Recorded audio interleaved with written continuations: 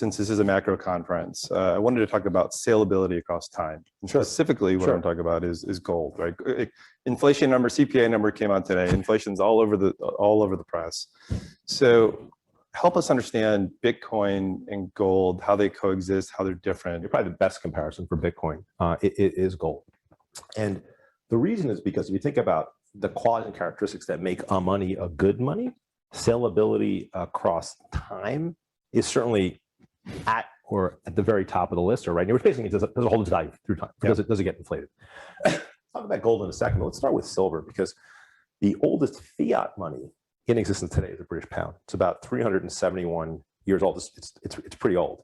And back then, 371 years ago, 1 British pound bought 1 pound of silver.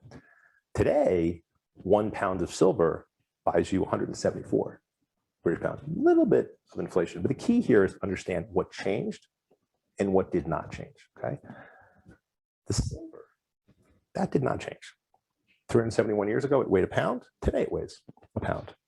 371 years ago, it had certain chemical properties. Today, it has those same chemical properties. The silver did not change. The fiat is what changed. It debased over 99%. So silver crushed fiat as a store of value. What about versus gold? Well, gold crushed silver, and for a very simple reason. The inflation of gold, or the printing of gold, the supply growth of gold, for the last 100+ years, as long as measurement goes back, gold supply has grown at about 1 to 2% a year. That's as much as we can get gold. That's it. And it's been very steady in this band of 1 to 2% a year. In contrast, silver's been up there 20 to 30% a year. So think about that compounding effect over 5 years, 10 years, 20 years.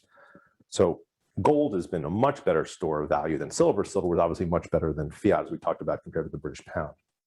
Now, gold being very good, though, doesn't change the fact that the U.S. going off the gold standard, probably the biggest own goal in the country's economic history. So gold has got some really good qualities, but it does have one acute flaw relative to Bitcoin, and this is kind of makes it DOA relative to Bitcoin. Its supply is not impervious to its demand.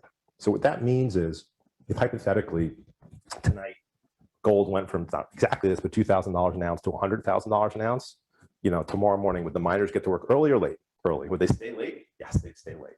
Would we be all melting down whatever gold we could find in our wife's jewelry's gone? It's gone. It's gone. It's sorry. And we'd probably be sending our applications in for gold mining jobs. And the gold supply would increase. It wouldn't skyrocket. Gold doesn't work that way, but it would increase, driving its price down. Bitcoin doesn't work like that. It does not work like that. Bitcoin supply, unlike gold, cannot be increased regardless of the level of demand. So if Bitcoin's at 55,000 and tonight it goes to 155,000 or 255,000, that's outrageous. It's not going to tonight. It will eventually, I think. What's going to happen tomorrow to Bitcoin supply versus what was expected? Nothing. Absolutely nothing. The supply of Bitcoin, the new supply every year, the inflation of the amount that's printed, so to speak, is on an asymptotic journey to zero, predictably over time. It's already on sort of the planet about gold right now. And what's just mind-boggling about that is Bitcoin is the first store of value in human history whose supply is completely impervious to any amount of increased demand.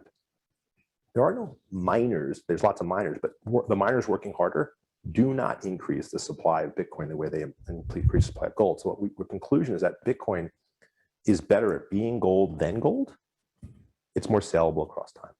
It's interesting. I'm picturing in one corner infinity and the other corner limited supply. That's right. Yeah, That's right. Meeting in the middle. That's right.